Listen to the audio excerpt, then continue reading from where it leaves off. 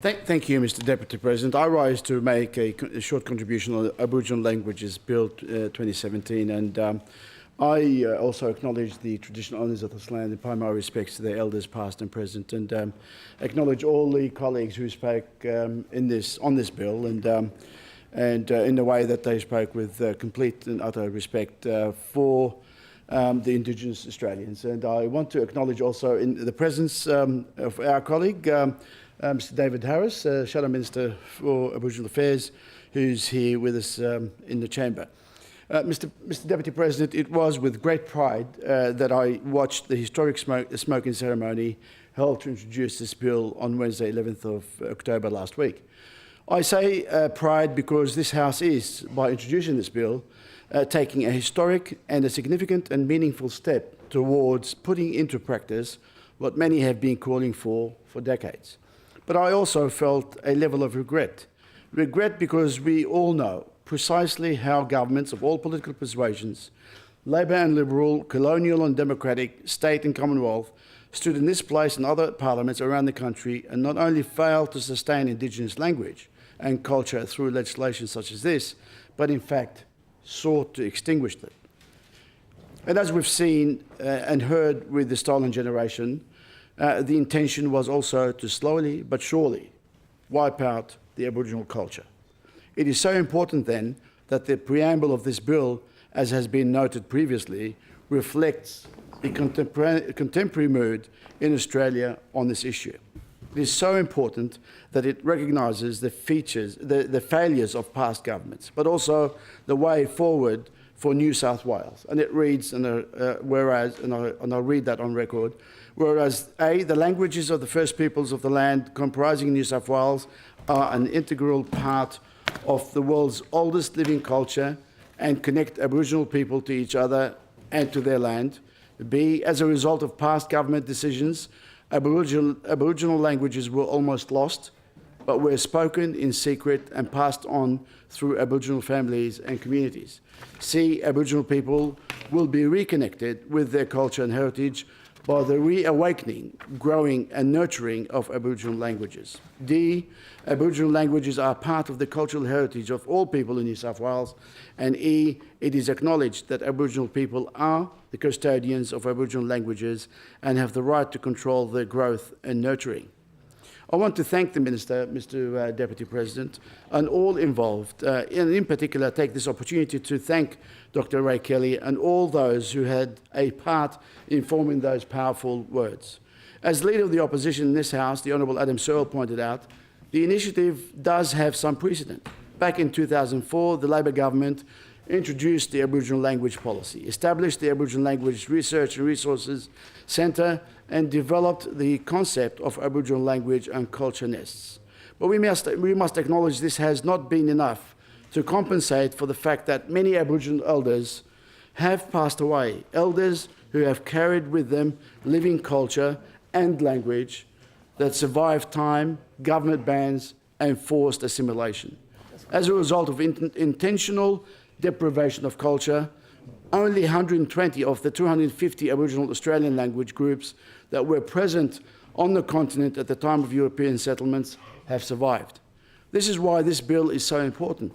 In reawakening their language and culture, our First Nations peoples are literally fighting the legacy of a history of systematic dispossession and time itself. Although we are coming in late to right the wrongs, Australia is not alone in this challenge. First Nations people in countries such as Canada and the United States faced a similar fight to reawaken their language and culture. In the Canadian state of Ontario, an estimated 16,000 Indigenous children were taken from their families and communities and put up for adoption, and then the state denied these children any future contact with their communities. They had no access to their own language and culture, and like the Stolen Generation, what is known in Canada as the 60s scoop has therefore come to be seen as its own kind of cruel cultural genocide.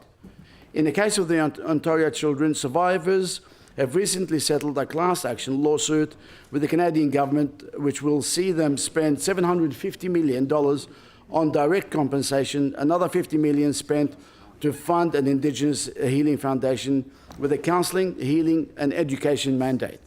I have no doubt that language and culture will play a large part in this healing process. But there's also a federal Canadian program which has been in place for some decades and has now reached a total funding pool of $35.4 million to select states across the country. I hope that governments in Australia learn from the Canadian experience and in the future are able to provide similar resources at a national and state levels. If you want, Mr. Deputy President, if you want any program to work, you've got to put your money where your mouth is and properly fund for success. Because all governments should do whatever it takes to help our Indigenous peoples achieve their goals in this fight to reawaken their language and culture. I personally have undertaken to do what I can in recognising contributions to Indigenous human rights through the National Indigenous Human Rights Award. I know there are others in this place, and noting the list of speakers that we have here tonight, that have a similar interest and passion on that particular issue.